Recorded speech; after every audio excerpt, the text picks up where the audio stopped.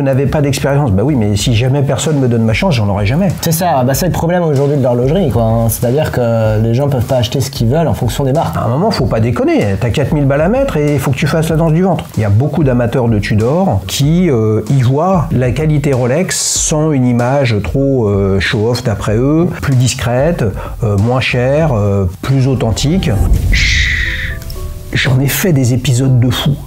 Mais alors là, j'attends Anthony qui doit arriver dans quelques secondes pour enregistrer un épisode et il ne sait pas qu'on va le faire. Sa femme m'a appelé il y a quelques jours. Pour ses 40 ans, elle voulait lui faire une surprise, enregistrer un épisode de Petite Montre entre amis. Je regarde la porte, ils vont pas tarder. On se retrouve dans quelques secondes pour le 5e épisode de la saison 7. À tout de suite. Tadam! Comment ça va? T'avais deviné un truc ou pas? Non, pas du tout. Alors là, j'imaginais, mais alors pas du tout, du tout. Tu vois, je parlais de toi hier.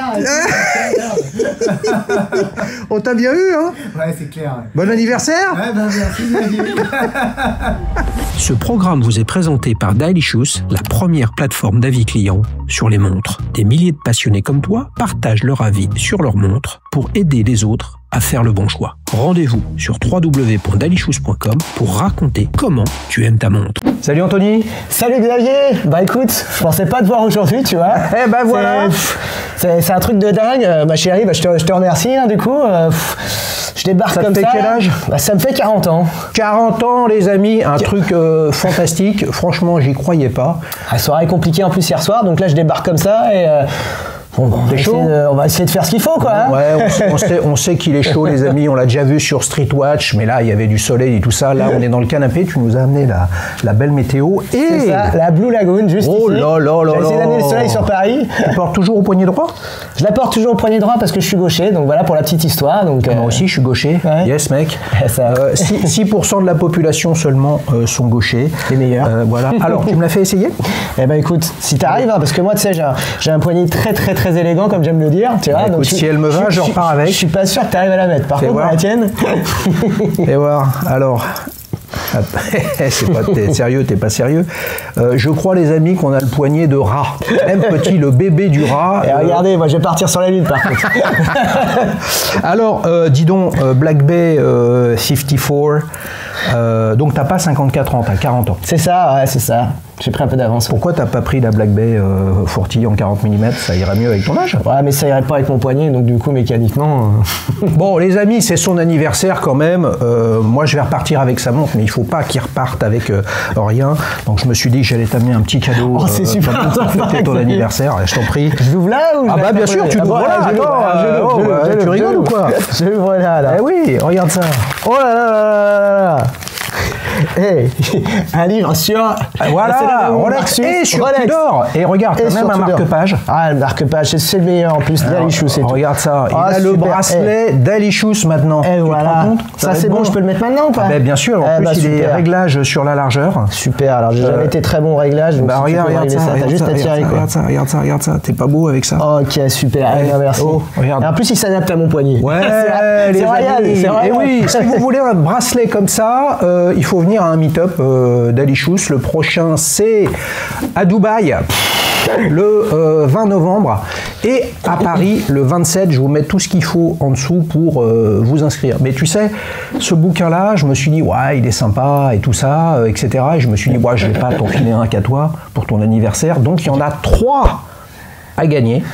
C'est le Little Book of Rolex, John Sims qui a écrit ça. C'est une collection complète. C'est assez intéressant parce que vous avez Chanel, Gucci, Hermès, la plupart des grandes marques, paradoxalement ou pas. Il n'y a que Rolex dans cette série de petits bouquins. Donc il y avait le petit bouquin rouge de Mao. Franchement, s'il n'avait pas existé, ça aurait été mieux. Mais là, il y a le vert Rolex. Il y en a 3 à gagner. Je vous mets le lien, les amis, dans la description si vous voulez en gagner un, remplissez le formulaire, puis vous serez l'heureux élu pour le tirage au sort avec la date qui s'affiche à l'écran. Bonne chance à vous. Tu me l'as dédicacé ou pas mais je te le ferai après, il n'y a pas de problème. On le fera après ou pas? Là, je demande à la patronne. C'est vous qui voyez. Ouais, ok, ça marche. Parce qu'on aurait offert le bouquin de Mao quand même, un petit côté asiatique, j'aurais dit, il va loin dans l'histoire. Il va très loin dans l'histoire. Alors, attends, les gars, on est sur Petite Montre entre amis ou pas? C'est ça. Super. Alors, Blue Lagoon, ça c'est sorti à Watches and Wonders. C'est ça, ouais. Cette année. Après, je sais même plus. Mais si, il y a 6 mois, on est au mois d'octobre. C'est vrai. Qu'est-ce qui t'a plu dans celle-là? En fait, au tout début, elle m'a pas plu. C'est-à-dire que. C'est que je l'ai regardé, je dis, mais qu'est-ce qu'ils font avec leurs lunettes en acier, truc. Ils auraient dû faire la lunette noire. Et en fait, après, je l'ai croisé sur le poignet de quelqu'un. Voilà, j'étais à la boule, voilà, et puis je l'ai croisé sur le poignet de quelqu'un. Et je l'ai vu et je me suis dit, wow, en fait, c'était pas ce que j'imaginais entre les photos qui font de manière professionnelle ou autre, etc. Et la réalité. Et du coup, je me suis dit, finalement, elle me chauffe bien. Donc j'ai commencé à faire des recherches, tout ça, etc. là-dessus. Et puis, je me suis dit, allez, je vais essayer de contacter quelques années, histoire de voir, ce qui était possible de faire ou pas, quoi.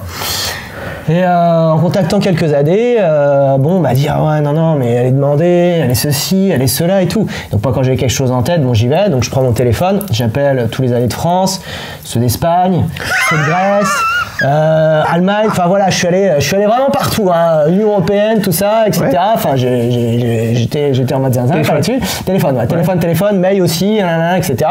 On revient vers vous, tout ça, etc. Et puis je fais chou blanc, mais je désespère pas jusqu'au jour après où je cite pas de nom, mais je fais ce que je veux, comme tu le dis souvent. un AD français m'appelle et puis il me dit vous savez quoi, on en a une pour vous et tout. C'est royal. Et puis voilà comment. C'est un AD que tu connaissais déjà ou pas? Non, c'est un AD que je connaissais pas. Purée, la vache, c'est vrai. Je lui ai expliqué l'histoire, je lui ai dit oui, je gagnerai, tout ça, etc. Et tout. Et voilà, il a été sensible à ça, et puis ça l'a fait, quoi. Alors, elle a été annoncée début avril 2025. Ouais. Tu l'as eu combien de temps après? Tu l'as eu à quelle date? J'ai même plus la date, tu vois, là.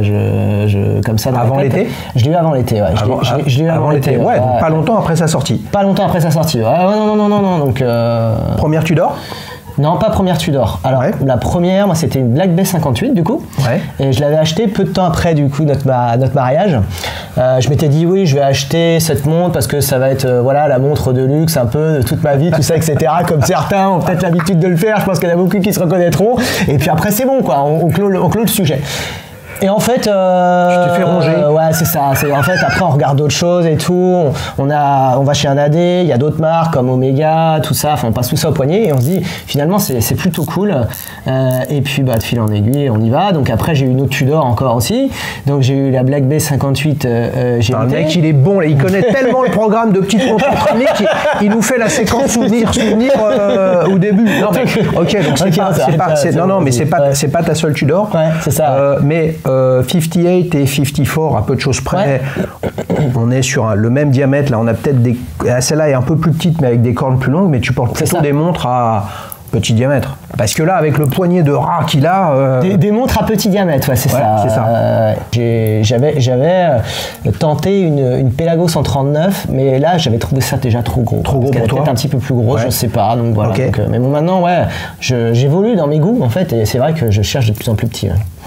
Alors, ça a été, je pense, une grosse surprise sur le marché quand c'est sorti, parce qu'une lunette poly-miroir, c'est le cauchemar à photographier, les amis de Tudor. Franchement, c'est pas la première fois que j'essaye. Je sais pas si je vais réessayer, parce que c'est vraiment dur. Cela dit, regarde, je fais comme ça, je me vois. Oh la vache. Non, mais c'est presque du jamais vu sur, on va dire, des plongeuses civilisées, tu vois. Et c'est ça qui t'a séduit, et où le cadran... qu'on n'attendait pas sur un modèle de ce type-là. Voilà, c'est plutôt noir, gris, peut-être bleu. Ils ont sorti un rubis, à peu près, litre 20. C'est ce côté qui claque. comme ça, que t'avais envie? Parce qu'il a la banane, hein, si on le regarde bien. Hein. Non, mais ce que je veux dire, c'est une montre qui a la banane. C'est qu'est-ce qui t'a, tu vois, qu'est-ce qui t'a plu? En fait, moi, je suis de côté, voilà, en parallèle, il y a les fringues aussi, j'aime bien aller chez le tailleur ou autre, et dans mon style, c'est un peu la sprezzatura italienne, tout ça, etc. Et donc, j'ai envie de dire, c'est typiquement dans cet ADN, quoi. Et je suis en train, justement, d'affiner mes goûts en termes de montres, et moi, je sais que j'aime les montres colorées, j'aime ces montres qui sont, voilà, qui ont du peps, comme tu dis. Ouais. Et ce que j'aime aussi sur cette montre, c'est qu'elle est vivante. Comme la lunette, elle est polie, si je suis dans un environnement un peu sombre, il va y avoir du côté noir ou autre et tout, et donc elle change en fait, elle change vraiment dans le physique, dans le design, et ça c'est super bien. Et le cadran pareil, quand on est au soleil, quand on n'est pas au soleil, vous voyez, il y a ces nuances, ce petit grain sablé en été qui fait que bon, bah, on a l'impression d'être à la plage, quoi. Et nous on habite au bord de mer. Ouais, voilà. ouais. Comme c'est une 54, là t'as étanche à 200 mètres. C'est ça. Couronne lissée. Peut se baigner. Là, le mouvement certifié chronomètre Métas chez Tudor. Pas Métas, juste Pas Métas, ah ouais, ok, juste le COSC. 54, Est-ce que t'as le... t'as le T-Fit? Ouais, c'est ça, le T-Fit. Donc le T-Fit, on tire un peu. Bah peut-être, je vais peut-être réussir à la mettre. Elle était déjà au max. Ah ouais, non, mais là, bon, je t'ai tout déréglé. Hein. Je ne repartirai pas avec les amis, vous l'avez bien compris. Il est prolixe, il est précis. Il va avoir un adjectif de folie pour cette montre. Si tu devais la résumer, ce serait quoi? Ah bah là, c'est vraiment une colle, tu vois. Ah non, il faut, quand on pitch, on pitch. Hein. Resplendissante, voilà, c'est ça. Resplendissante. Ouais, c'est ça. Tu vois, tu t'en sors. Il est bon, purée. Il m'a un peu raconté sa soirée hier. Ils ont quand même fait la fête et tout ça, et là, il se retrouve. Je me retrouve là, voilà. C'est bon, mais est-ce qu'on est d'accord, Anthony, que vous revenez pour ces 50 ans dans 10 ans, on sera à la saison 17, voilà, tu auras toujours un poignet de poulet. Ouais, peut-être quelques cheveux blancs en plus, mais bon. Voilà, c'est bon. Combien ça coûte une Black Bay 54, prix retail en boutique? C'était 4200. 4200. J'ai pas eu quelques euros après. Ouais, donc c'est un peu, c'est le même prix ou c'est plus cher qu'une 58? T'as ça en tête? Ah bah alors quand j'avais acheté ma 58, c'est il y a quelques années, donc les prix ont augmenté, donc à l'époque j'avais payé moins cher ma 58, mais maintenant les prix ont augmenté, donc je pense que 58 c'est peut-être un peu plus cher, même prix, quoi. Ouais. C'est dans les mêmes eaux, quoi, entre 4 et 5000, quoi, de toute façon. Ouais, ok, donc t'as plusieurs Tudor et donc t'es chez plusieurs AD en même temps. Bah là ouais comme ça, mais sinon moi, j'ai un AD quand même. Donc ça veut dire que celui il n'a pas réussi à te le sortir tout de suite, quoi. C'est ça, ouais. Non mais c'est intéressant parce qu'on voit bien en fait la complexité de leur métier. C'est ça. C'est-à-dire qu'ils veulent fidéliser au maximum, mais plus ils fidélisent, moins des nouveaux entrants peuvent arriver et être primo-accédants. C'est ça. Et si t'es pas primo-accédant et déjà client d'une marque chez un AD, finalement, c'est un peu comme le jeune qui a fini ses études, quoi. C'est ça. Vous n'avez pas d'expérience. Bah oui, mais si jamais personne me donne ma chance, j'en aurai jamais. Ouais. Donc non, mais et le pire, c'est que, enfin le pire, c'est un peu la cocasserie, c'est quand je suis passé il y a pas longtemps là chez cet AD-là, bah du coup il l'avait. Mais bon, c'était après l'été, donc c'était plus pareil, quoi. Ah bah ouais. Quelques mois après. Ouais. Mais alors justement, vous le savez les amis, moi je suis un vintage guy, et je désespère pas à un moment d'en acheter une neuve comme ça. Celle-là ou une autre, etc. Tu vois, mais tu le sais bien parce que tu connais la chaîne. Vous avez sûrement reconnu Anthony qui participe fréquemment au meet-up et puis quand on fait des petits formats verticaux, oh là là, la faute de français, comment il réagit? Comment ça réagit un AD chez qui tu as une relation qui a été construite, quand il te voit avec une montre qu'il aurait pu te vendre, mais qui t'a pas vendu parce que tu l'as acheté ailleurs, tu vois? Il se dit bah c'est cool, je suis content pour vous. Il se dit bah pourquoi vous l'avez acheté ailleurs? Ou est-ce qu'il se rend compte que si tu l'as acheté ailleurs, c'est que lui il pouvait pas te la fournir? Tu vois, comment ça se passe tout ça? C'est une bonne question. Tu me remercies de te l'avoir posé. C'est ça. Et en tout cas nous pour le coup, je veux dire pour le coup de l'AD, c'est Prieur à Rennes, très ouvert. Il y a pas de problématique là-dessus. On a de très bons rapports et puis on peut discuter vraiment de tout, de rien, donc il y a vraiment une ouverture. Donc il y a quelques jours quand je suis passé justement, donc ils m'ont dit est-ce que c'est Prieur qui vous l'a livré ou pas? Je dis non, comme quand j'étais déjà passé une fois avant l'été, vous m'avez dit qu'il fallait plus d'1 an et tout, etc. Ouais non, en tout cas voilà, c'est une très belle jolie montre. Voilà, et après il est arrivé, la première chose c'est je lui dis je suis là pour regarder un petit peu, est-ce que vous voulez essayer une Omega et tout, etc. Parce que je regardais la Moon que j'ai au poignet là justement, j'ai peut-être repartir avec. et du coup voilà, ça s'est très très bien passé, toujours très bien accueilli, donc il n'y a pas de Il n'y a pas de t'as pas acheté chez moi. Non, mais heureusement. Donc ça pourrait, parce que j'ai d'autres amis qui ont ce type de problème chez d'autres AD, mais voilà, c'est comme ça. Après, ça dépend des gens. C'est le propre du commerce. Les AD, ils essayent de se positionner, je pense, et parfois ils réussissent bien, moins bien, parfois pas, parfois ils essayent pas, mais ils essayent de positionner avec le fait que t'es un message de ce que te dit l'AD. Donc toi, c'est Aren, c'est Prieur. C'est Prieur, ouais, c'est ça. Voilà. Et puis après, il y a les équipes. Et les équipes, ça fait que le client, il construit une relation plus ou moins personnel dans une relation professionnelle client-vendeur, tu vois. Et puis à un moment ou à un autre, le problème c'est que le vendeur il change de crèmerie ou il fait un autre job. Ouais. Et là, pour l'acheteur, c'est difficile. Hein. Souvenez-vous, on avait Vivien qui était venu. Vivien, il en a eu ras la casquette à un moment ou à un autre de devoir faire la tournée des popotes et constamment devoir se représenter et réexpliquer pourquoi il a envie d'avoir une montre. À un moment, faut pas déconner. T'as 4000 balles à mettre et il faut que tu fasses la danse du ventre. C'est ça, c'est le problème aujourd'hui de l'horlogerie, quoi. Hein. C'est-à-dire que les gens peuvent pas acheter ce qu'ils veulent en fonction des marques, quoi. Hein. Donc, mais après, c'est comme tout. Il y a certains, parce qu'il y a toujours un peu de légende derrière. Est-ce que on est sur liste, est-ce qu'on n'est pas sur liste ou autre, etc. Donc il y a déjà je pense, qui jouent le jeu, voilà, qui ont leur manière de classifier les choses. Ok, bon, il arrive à telle période, on va suivre ça. Sinon, non. D'autres AD qui disent oui, on vous met pas. En tout cas, chez Prieur, moi j'ai été mis sur liste et j'ai toujours été livré, donc je n'ai rien à dire là-dessus. Tudor, c'est la petite sœur, c'est dans l'ombre de Rolex, c'est la structure qui permet d'innover et d'aller sur d'autres matériaux. Ils ont fait du titane avant Rolex, etc. Ouais. Comment tu vois justement le positionnement de Tudor ? C'est aussi sympa, plus discret, nettement moins cher que Rolex. C'est une autre proposition. Quelle est ton analyse là-dessus ? Moi, je trouve que c'est une marque qui est intéressante. Voilà, c'est une marque déjà d'une part, il y a de la dispo, donc ça c'est cool aussi. Ouais. La première chose. C'est important, mais c'est vrai qu'on a envie de se faire plaisir comme ça.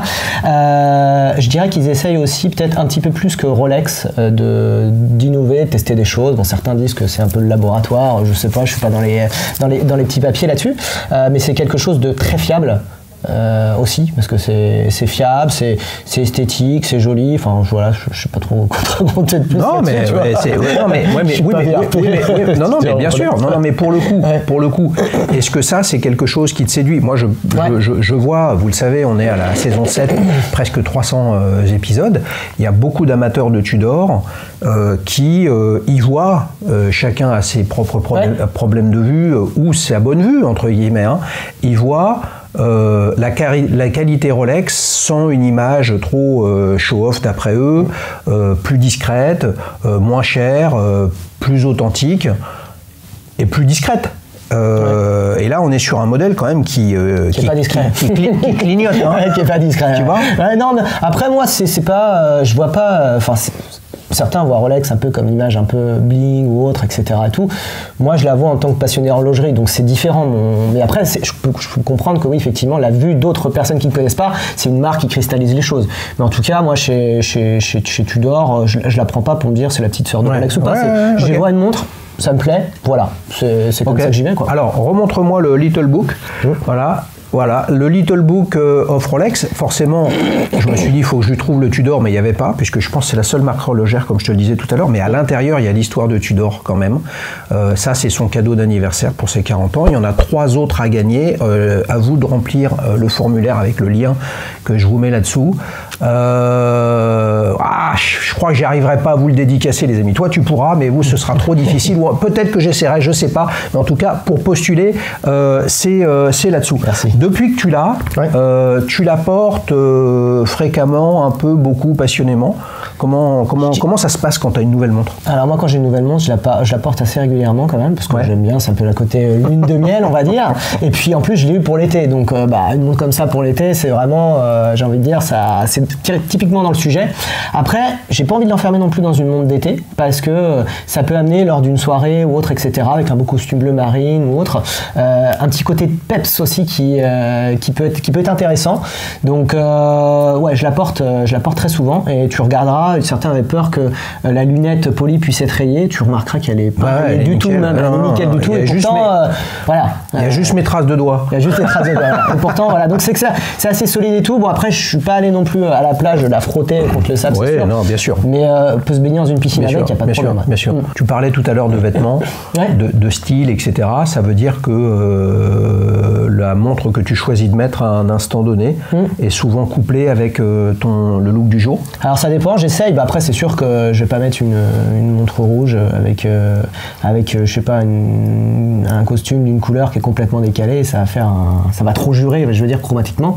Après, si je veux vraiment apporter un petit peu de soleil à une tenue, j'ai envie de dire, qui est un peu, je dirais pas austère, mais un peu trop sérieuse, ça peut faire le petit côté, quoi. Parce que moi, je suis dans la com, donc comme tu sais, c'est toujours bien d'avoir aussi une petite montre comme ça. Je savais qu'il allait me répondre un truc du genre, mais là, j'aurais envie de te dire, tu pourrais avoir envie de jurer en termes de couleur, donc de désaligner les planètes de façon à faire ressortir ta montre ou à faire ressortir ton costume. Il y a deux écoles, c'est ça. Il y a certains qui aiment justement voir la montre comme un outil qui lui est propre, et puis peu importe, un design qui lui est propre, et puis des couleurs qui lui sont propres, et puis basta. Et puis il y en a d'autres qui cherchent à l'accorder esthétiquement avec leurs fringues, quoi. Les amis, je regarde tes chaussettes pour voir comment il a accordé ses chaussettes. Il a accordé ses chaussettes avec son pull. On voit qu'il est marqué à la culotte par sa femme pour s'habiller correctement. Non, mais j'aime bien cette conversation sur l'alignement vêtements et montres, parce que moi, il m'intéresse pas ce sujet-là. Et moi, ce qui m'intéresse, c'est de faire venir des gens qui ont des points de vue et des passions complètement différentes, et d'essayer de comprendre. J'aimerais bien, moi, me dire, je vais mettre une montre en fonction de la façon avec laquelle je m'habille. Ben non, moi je m'habille parce qu'il faut être habillé proprement, etc. Puis de façon discrète. Et puis après, la montre, c'est un truc qui a absolument rien à voir. Tu vois, moi quand j'ai commencé la montre, la première montre que j'ai achetée, c'était en lien justement avec l'habillement. Parce que c'était la première fois que je me faisais un costume sur mesure il y a 20 ans, et il me fallait une montre pour accessoiriser, voilà, pour une jolie montre. Et c'est comme ça que j'ai eu ma première montre. Alors que maintenant, effectivement, je suis moins dans cette approche de me dire, bon, je prends une montre parce qu'il faut que je le remette avec mes costumes. Non, là, je prends une montre parce qu'elle me plaît, quoi. Hein. Donc, et après, je m'arrange pour après aussi aller chez le tailleur et puis trouver un truc qui peut aller avec et qui est sympa, tu vois. C'est bon, le process qui est un peu inverse, tu vois. Alors, les amis tailleurs d'Anthony, quand il achète une nouvelle toquante, dites-vous qu'après, il va arriver parce qu'il a un gros problème à résoudre, c'est qu'il a besoin d'une montre pour aller avec la... C'est ce que j'ai fait il y a quelques jours. Gert, Julien de Corel-Arène, je te salue aussi. On le salue. Vous avez un sacré loustic avec Anthony. Tu allais venir sur finalement comment tout a démarré, etc. En fait, c'est le moment d'arriver sur souvenir, mais avant ça, il y a la fameuse séquence 60 secondes chrono. Vas-y. Là, je vais te bombarder de questions. Ok. Et attention, les réponses que tu vas me donner, très courtes, je vais les utiliser contre toi pendant le reste de la vidéo. Sinon, c'est pas drôle, puisque vous savez que moi, mon job, c'est de trouver la contradiction. Et je sais qu'elles sont nombreuses déjà avec ce que tu m'as raconté depuis le début. Qu'est-ce que tu regardes en premier dans une montre? Le cadran. Ta complication préférée? GMT. Sur quelle plateforme tu trouves les meilleurs avis clients? Dalicious, si mon anglais n'est pas très mauvais. Pas mal. La montre préférée de ta collection? Je dirais la Tissot Le Loc, c'est ma première, je suis obligé. Expérience boutique ou solution digitale? Expérience boutique. Intéressé par les micro-marques? Oui. Tu veux en citer une? Serica. Tu préfères acheter neuf ou d'occasion? Neuf. Eh oui, la montre que tu regrettes d'avoir vendue?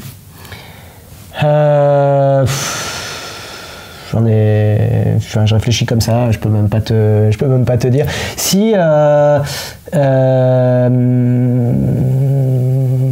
je bug, je suis désolé. Tu bugs, on passe. Ta marque préférée?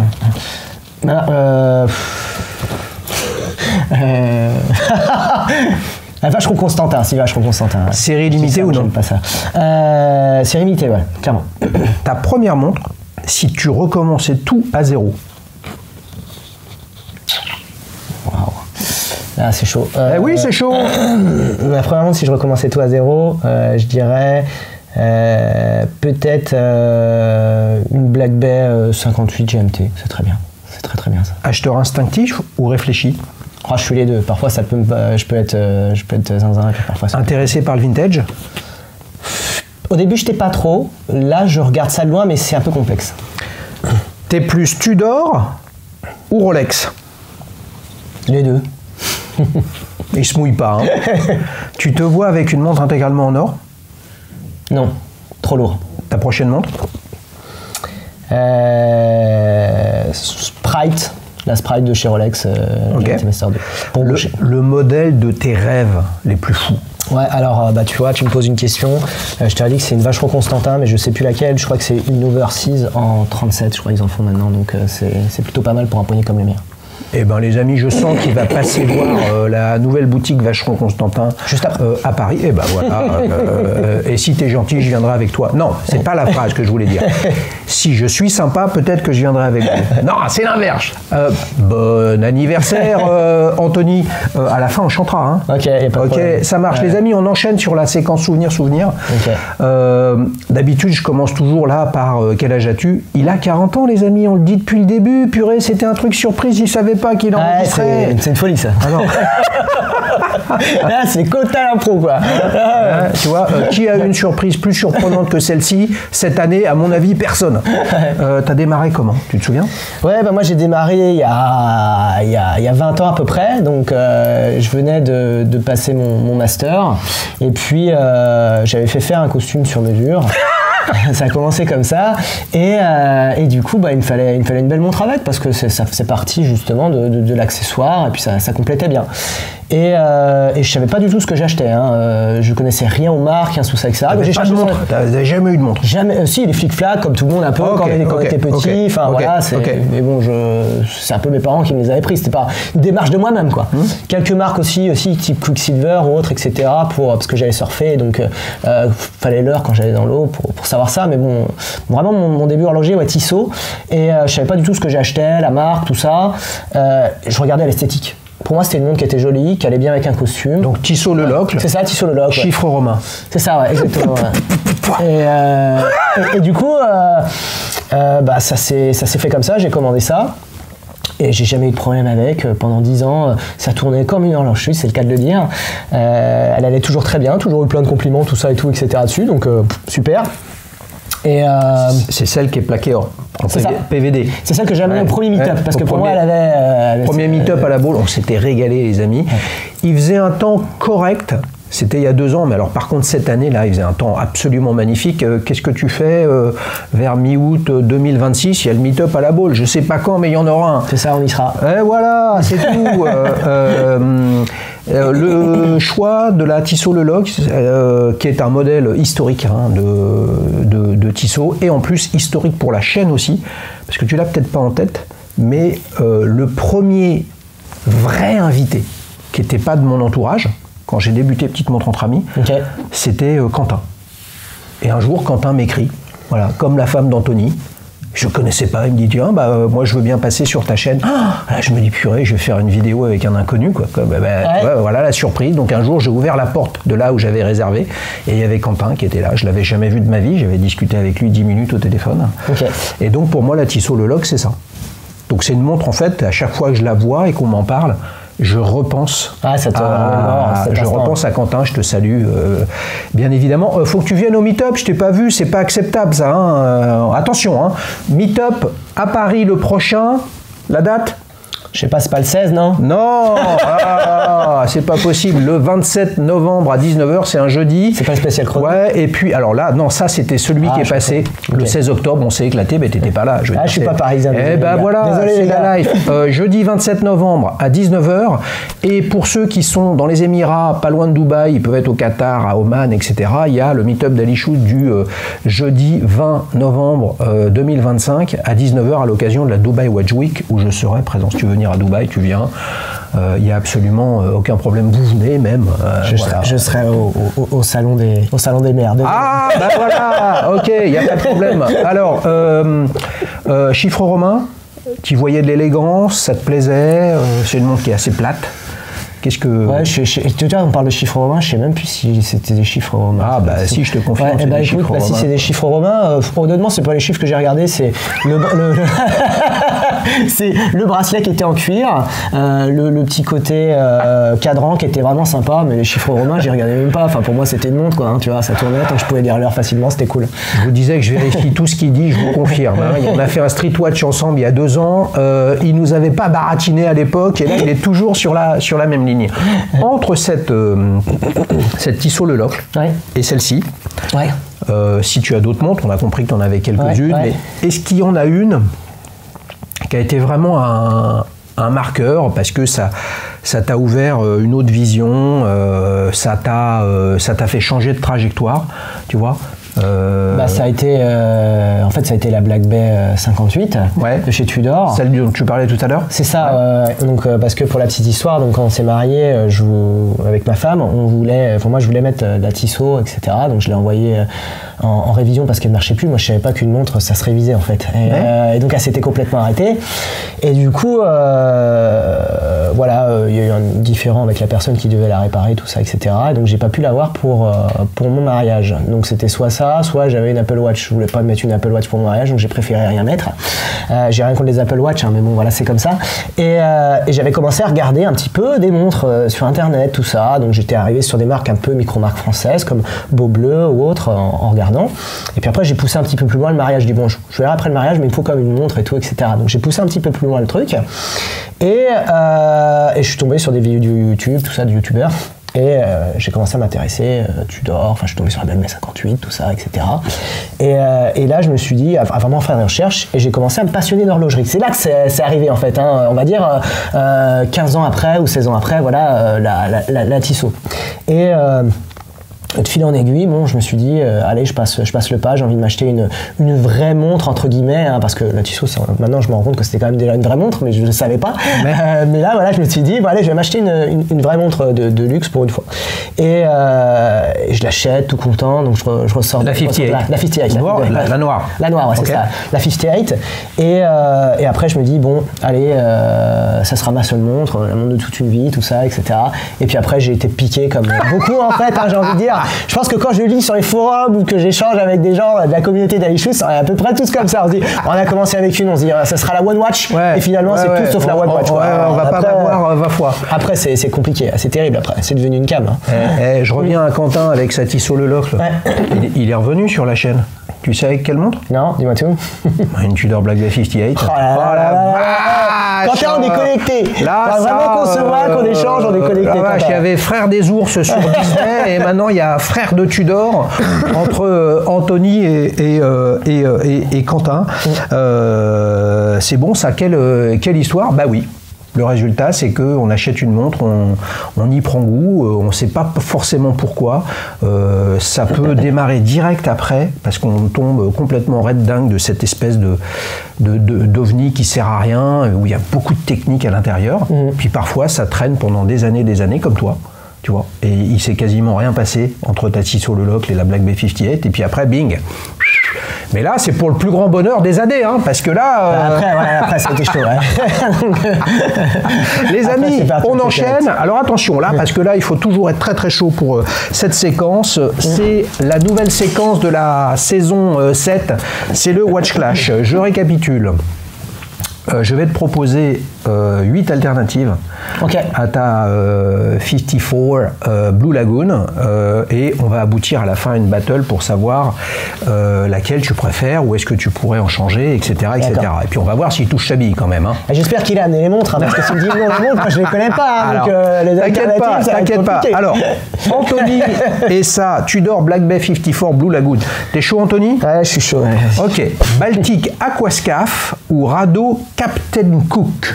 Tu me parles de montre, je ne sais même pas à quoi elle ressemble. Ah bah tu peux. Je te dis Baltic, allez. Baltic. Alors, Baltic Aquascaf. Par affinité, tu vois. Voilà, bah, c'est ça. Baltic Aquascaf ou Yema Superman 39. Baltic Aquascaf. Baltic Aquascaf ou Doxa Sub 200 Caribbean. Elle a un bleu magnifique. Là, je vois de quoi tu parles, Doxa. Ouais, ok. Doxa Sub 200 ou Oris Diver 65 bleu. Doxa, alors Oris, c'est trop grande pour moi. Doxa Sub 200 ou alors la très désirable Oricost Fusco en 38 qui est sortie il y a quelques temps. Doxa, parce que je Doxa, oh là là, Doxa Sub 200 ou Tag Heuer Aqua Racer en cadran bleu. Doxa. Doxa Sub 200 ou Longines Hydro Conquest 39? Longines, allez. Longines. Ça bascule. Eh oui, donc on a une Longines Hydro Conquest, cadran bleu. Contre ta Tudor Black Bay 54 Blue Lagoon. Qu'est-ce que t'en penses? Tu serais prêt à changer? Faut que tu creuses? Non, je change pas. Tu changes pas? Non, le bracelet type jubilé, taille parfaite, adapté à mon poignet, j'ai aucune raison de. Qu'est-ce qui te dit que si tu l'essayais, cette Hydro Conquest, tu te ferais pas fracasser? Parce que hier déjà, on était aux galeries avec ma femme et j'ai passé devant chez Longines et j'ai regardé, elle est un peu trop grosse pour moi. Elle est un peu trop grosse. Aïe. Mais vous savez quoi, les amis? Si vous voulez choisir et vous hésitez entre l'une ou l'autre, le plus simple, c'est d'aller voir les avis clients, soit celui d'Anthony sur sa Blue Lagoon, soit tous les autres qu'on a sur les Longines Hydro Conquest. Et avec ça, vous pourrez vous dire peut-être qu'elle me va, peut-être qu'elle me va pas. Et racontez vous-même votre histoire avec l'une de ces montres. On enchaîne pour la dernière séquence, Anthony, ta prochaine montre. Parce que là, on a compris que voilà, il était devenu ma boule, comme nous tous. Donc là, je suis sûr que tu as un truc dans le tuyau. Tu as deux options où tu peux nous parler des deux. L'une qui est en approche. Et une où tu te dis un jour faudrait que je laisse celle-là. J'ai plein d'options donc. On a dit deux options, on n'a pas dit plein. Trois, allez, si. Allez, trois. Alors la première, je suis sur liste chez Prior Arène, donc sur la GMT Master de Sprite. Pourquoi? Parce que je suis gaucher et donc du coup pour moi c'est hyper intéressant d'avoir justement une couronne à 6 heures, si je me trompe pas, voilà, c'est ça. Non, une couronne à 9 heures. Une couronne à 9 heures, voilà. Vous voyez à quel point je regarde. Non, mais ça, si tu lui demandes par où on va, mais je le savais, ils sont venus en bagnole et c'est ta femme qui conduisait. Ou c'était l'inverse, parce que lui, c'est une catastrophe au niveau orientation. Je suis nul en orientation, c'est clair. J'admets. On le voit. On le voit. Après, donc, il y en a une qui me botte bien aussi, là, c'est la Zénith. Donc, je suis passé hier, je salue les gars de chez Zénith aussi. Laquelle? Galerie Lafayette. C'est une Défi chronomètre 37. Verte? J'ai essayé vert, mais je sais pas encore la couleur, vert ou jaune ou autre. Mais série limitée avec USD, je crois que c'est ça. USM, voilà, avec USM et tout, etc. Vraiment très bien, diamètre 37, elle tombe vraiment bien, côté un petit peu vintage sur le bracelet, on va dire ça. Et puis après, si on regarde encore un peu plus loin, donc pour les 50 ans peut-être, la fameuse Vacheron Constantin Overseas en 37 qui peut être intéressant et que je vais aller voir. 3 aiguilles date ou avec une complication? Très simple, 3 aiguilles date. De toute façon, je crois qu'en 37, c'est que 3 aiguilles date. Donc, mais tu vas pas sur la complication horlogère, c'est pas ton truc pour l'instant?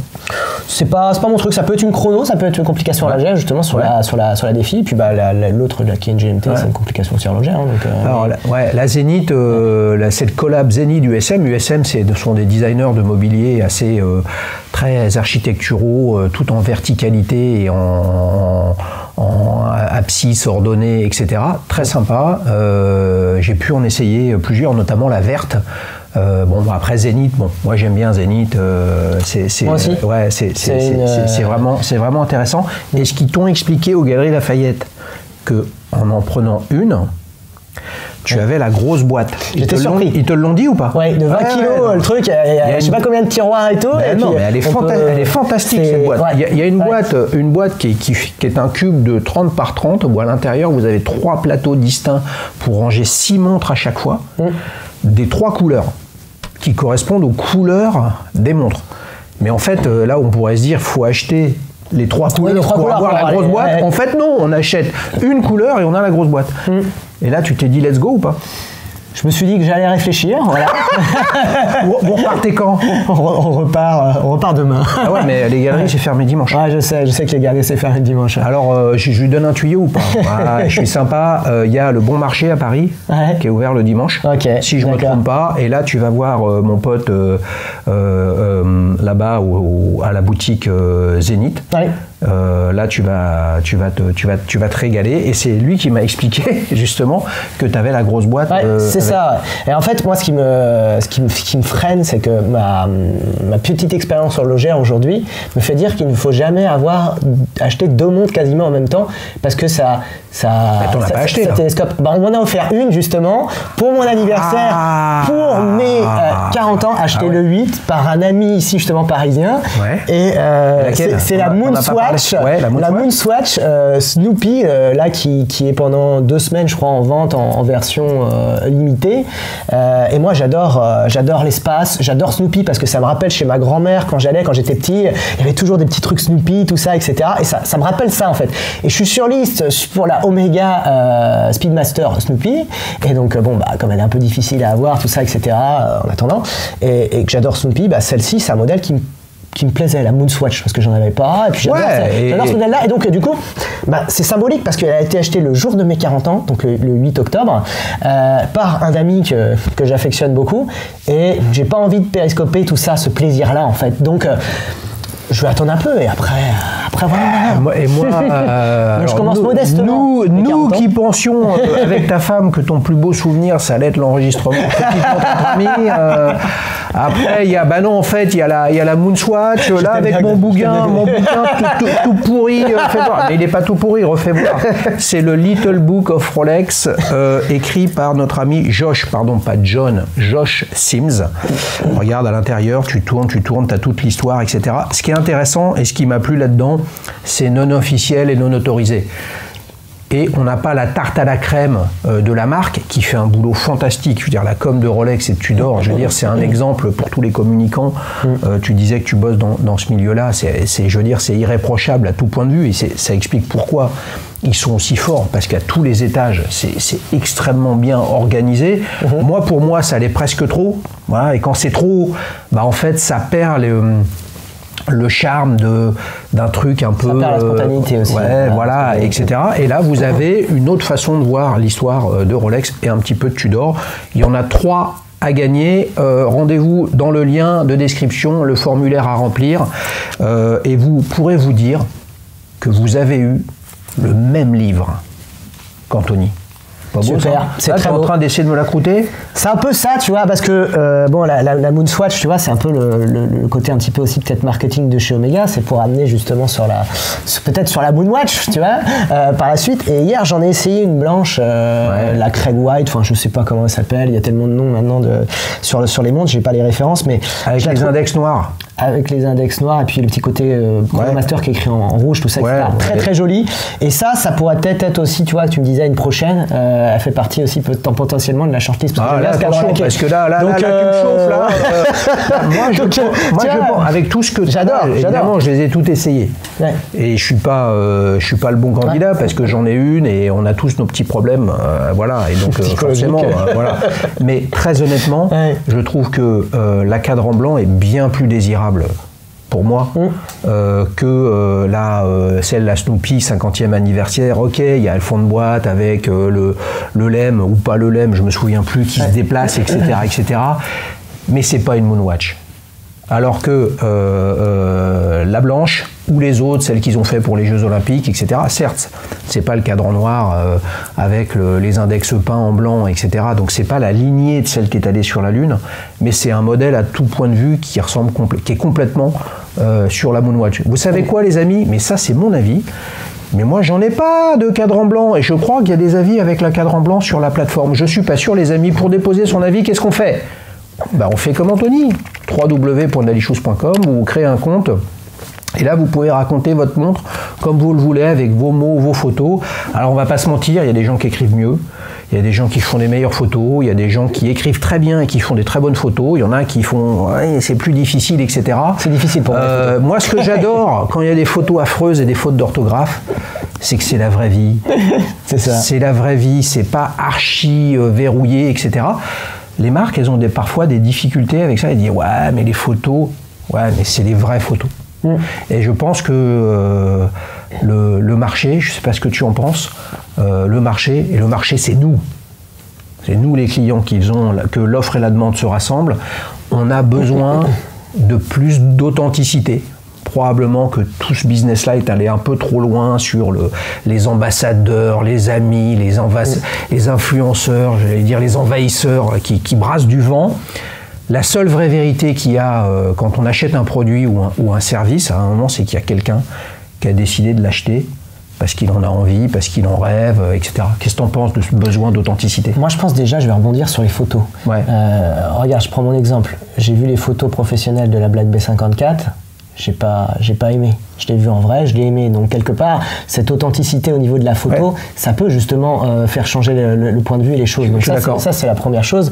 Et effectivement, tu parlais pour les marques, peut-être qu'ils ont un petit peu trop polissé tout ça, etc. Et tout. Je partage totalement ton point de vue. J'adore moi aller chez un AD et puis pouvoir avoir une discussion, mais quand on a une discussion vraiment entre de passionnés ou autres, etc.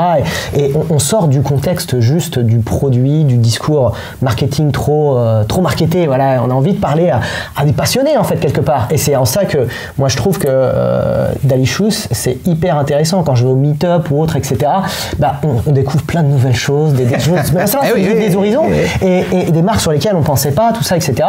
Moi je prends mon exemple personnel.